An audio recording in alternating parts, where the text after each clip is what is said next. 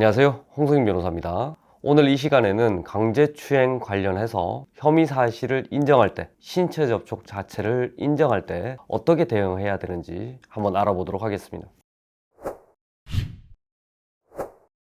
어떤 신체 접촉을 인정한다고 해서 다 강제추행이 성립하는 건 아닙니다. 예를 들어서 머리를 쓰다듬은 경우, 그리고 팔짱을 낀 경우, 어깨에 손을 올린 경우, 손을 쓰다듬는 경우, 다양한 형태의 추행이 있을 수 있습니다. 여러분의 입장에서는 이런 것까지도 추행이 되느냐라고 생각할 수 있는데, 실제 이런 사건들로 인해서 고소되는 경우도 많고 기소되는 경우도 있습니다. 대법원의 판례는 당사자의 관계, 그리고 의사, 이 사건이 일회성인지 아니면 수에 걸쳐서 이루어진 것인지, 행위 이후에 피해자의 행동이나 반응, 이런 것들을 종합적으로 고려를 해서 강제추행이 인정되는지 여부에 대해서 판단해야 된다는 게 대법원의 입장입니다. 제 사건 중에서는 신체 접촉을 인정했을 때 불기소 처분이 난 사례도 있고 무죄 판결이 된 사례도 있습니다. 해서 오늘 이 시간에는 이 두 사례를 기본적으로 말씀드리면서 어떻게 대응해야 되는지에 대해서 말씀드리고자 합니다. 회식감 팔을 잡거나 어깨에 손을 올렸다고 해서 고소를 당한 A씨 사례가 있습니다. 조사관에 의뢰인과 저는 충분한 상담을 통해서 이 사건에 대해서 부인하지 않기로 그렇게 정리를 했습니다. 왜냐하면 그 당시에 목격자도 많았고 거기에다가 CCTV가 있었기 때문입니다. 그런 사례에 있어서 만일에 부인을 하게 된다면 누구도 여러분의 말을 믿어주지 않을 겁니다.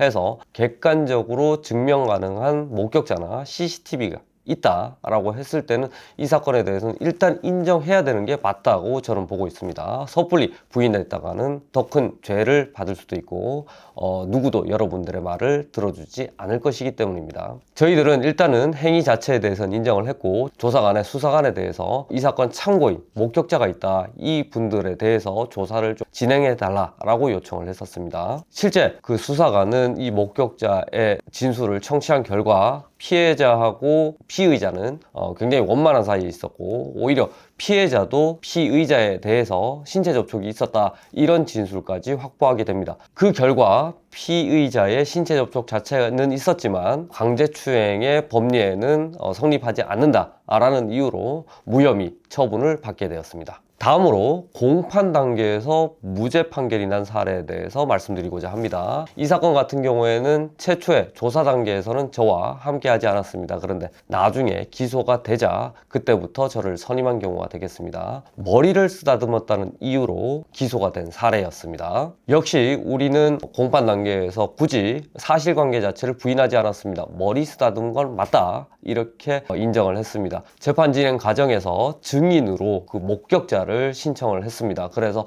증인으로 받아들여졌고요. 그 목격자가 나와서 증언을 했는데 어떻게 증언을 했냐면 둘 사이가 오히려 피해자가 피의자에게 장난을 친 횟수가 더 많았다, 머리를 쥐어뜯기도 했고 머리를 쓰다듬기도 했고 팔짱을 끼기도 했고, 그런 진술들을 증언을 하게 됩니다. 종국의 피해고인의 행위 자체가 추행에 성립된다고 보기는 어렵다라는 이유로 해서 무죄 판결을 선고받게 되었습니다. 물론 강제추행을 인정한다고 해서 다 무죄나 무혐의를 받을 수 있는 건 아닙니다. 사안에 따라서는 이거는 유죄가 인정된다, 그리고 혐의가 충분하다라고 볼 수 있는 그런 사례들도 있습니다.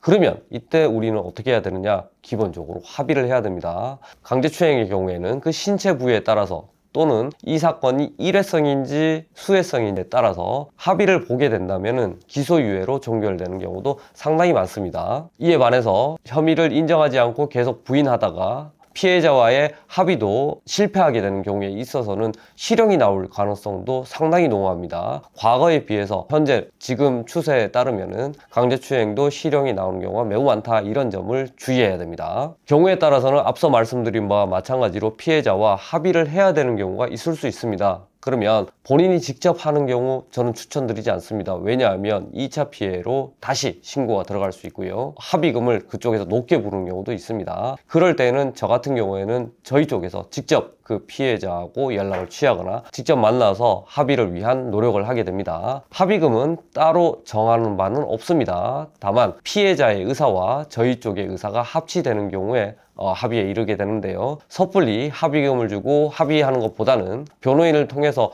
지금 적정한 합의금이 어느 정도인지 충분한 상담을 받아보시고 합의를 진행하는 것이 좋습니다. 군인의 경우에는 특히 주의할 점이 있는데, 군인의 경우에는 신고자를 누설하게 된다면 또 다른 법으로 처벌하게 되는데, 그렇기 때문에 주변 사람들을 동원하거나 직접 하는 것들을 피해야 된다라고 말씀드린 것입니다. 강제추행 관련해서 반성문을 어떻게 써야 되는지에 대해서 굉장히 궁금해 하시는 분들이 많은데요. 사실관계를 인정할 것이라면 명확히 자신의 잘못 인정한다, 깊이 반성하고 있다, 다시는 이런 일 없도록 하겠다, 지난 과오를 깊이 뉘우치고 후회하고 있다, 이런 취지로 해서 반성문을 작성하는 것이 좋습니다. 실업이나 가정 파탄 등 개인적인 어려움, 그뿐만 아니라 재범 방지를 위해서 내가 어떻게 노력하고 있다, 이런 것들도 적는 것이 좋습니다. 그에 반해서 피해자를 비난하거나 공격하는 내용을 적는 것은 삼가하는 것이 좋습니다. 이렇게 강제추행 관련해서 사실 자체를 인정할 때 어떻게 대응할지 여부에 대해서 말씀드렸습니다. 제가 추가적으로 말씀드리고 싶은 것은 최초부터 변호인을 선임해서 변호인의 충분한 조력을 얻어가면서 조사에 대응하는 게 좋다, 초기 단계가 가장 중요하다, 이런 말씀을 드리고 싶습니다. 이상입니다.